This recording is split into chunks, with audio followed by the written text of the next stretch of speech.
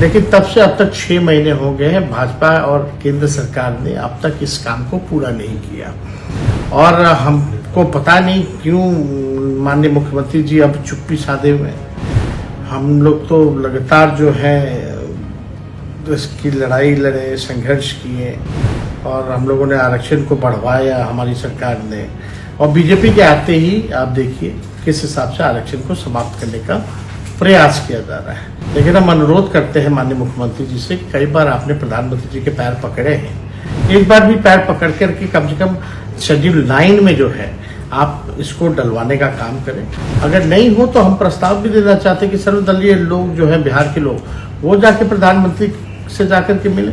अगर बिहार सरकार अगर सुप्रीम कोर्ट नहीं जाएगी तो राष्ट्रीय जनता दल सुप्रीम कोर्ट जरूर जाएगी।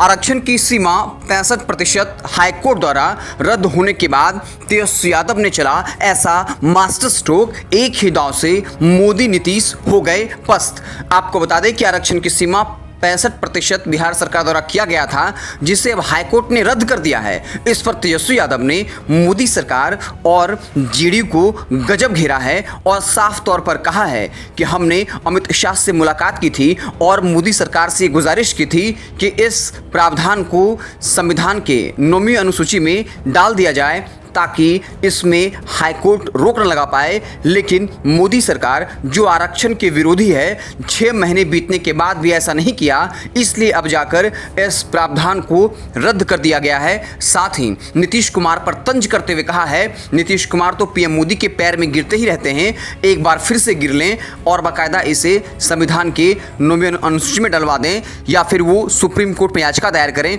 नहीं तो आरजेडी सुप्रीम कोर्ट जाकर याचिका दायर करेगी। यानी आरक्षण के मसले को लेकर तेजस्वी यादव ने एक ही मास्टर स्ट्रोक से नीतीश कुमार और मोदी सरकार दोनों को घेर लिया है। और आपको पता होगा बीजेपी के नेता इस बात को स्वीकार करते हैं कि 2024 के लोकसभा चुनाव में जिस तरीके से विपक्ष ने संविधान और आरक्षण का मसला उठाया, उससे एनडीए को नुकसान हुआ। ऐसे में जब हाईकोर्ट ने इस मसले को रद्द किया और तेजस्वी ने जिस तरह से इस मुद्दे को लपका है, इससे आने वाले विधानसभा चुनाव में तेजस्वी यादव इसका फायदा उठाने के लिए तैयार हो जाएंगे और बीजेपी जेडीयू को इसका करारा झटका लगेगा। तेजस्वी यादव ने क्या कुछ कहा है, पूरा वीडियोस देखिए। देखिए, हम लोग आहत हुए हैं और हम लोगों को संदेह पहले भी था कि ये भाजपा के लोग किसी भी हालत में आरक्षण को रोकने का काम करेंगे। और हम लोग शुरू तौर से ही कहते रहे, चुनाव में भी हम लोगों ने कहा था कि भाई ये बीजेपी के जो लोग हैं ये आरक्षण विरोधी लोग हैं। आप लोगों को पता होगा कि हम लोग जाति आधारित गणना जब कराई थी, तभी बीजेपी के लोगों ने इसी तरीके से कोर्ट में पीआईएल वगैरह करा के रुकवाने का प्रयास किया। सॉलिसिटर जनरल तक को खड़ा किया गया, एफिडेविट डाली गई, लेकिन हम लोगों की अंत में जीत हुई और हम लोगों ने सर्वे भी कराया जाति आधारित।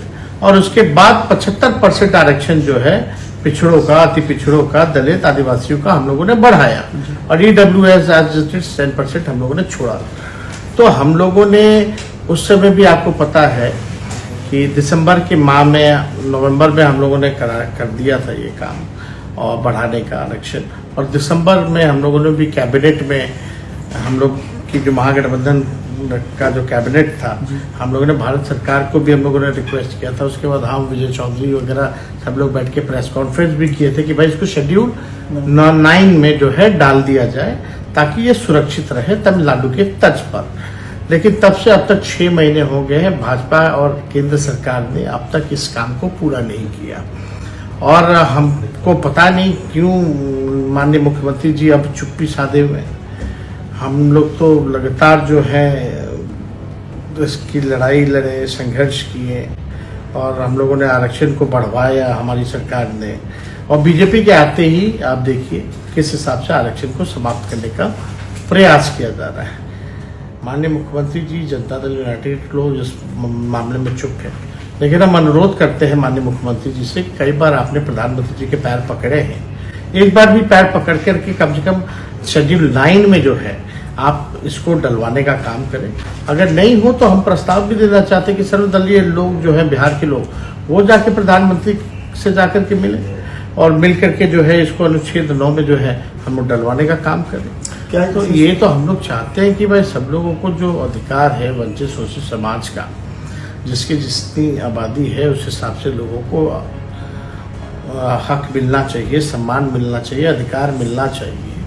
तो हम लोग इस लड़ाई को हम लोग लड़े हैं, आगे भी लड़ेंगे। और अगर बिहार सरकार अगर सुप्रीम कोर्ट नहीं जाएगी तो राष्ट्रीय जनता दल सुप्रीम कोर्ट जरूर जाएगी। क्या मुख्यमंत्री से आप बात करके सर्वदलीय बैठक या प्रधानमंत्री से मिलने की भी कोई ऐसा सोच रहे हैं? नहीं, अगर होगा तो हम तो सोचेंगे कि हम चिट्ठी जो है हम कम से कम मुख्यमंत्री को लिखें कि भाई कम से कम आपको हम लोगों के जो सरकार ने, महागठबंधन ने जो बढ़ाया, जो हम लोगों ने प्रेस कॉन्फ्रेंस किया कि इसको शेड्यूल 9 में डाला जाए, तो आप प्रधानमंत्री से अनुरोध कीजिए, पैर पकड़िए या तो सर्वदलीय बैठक बुलाइए, हम लोग सब लोग चलते हैं।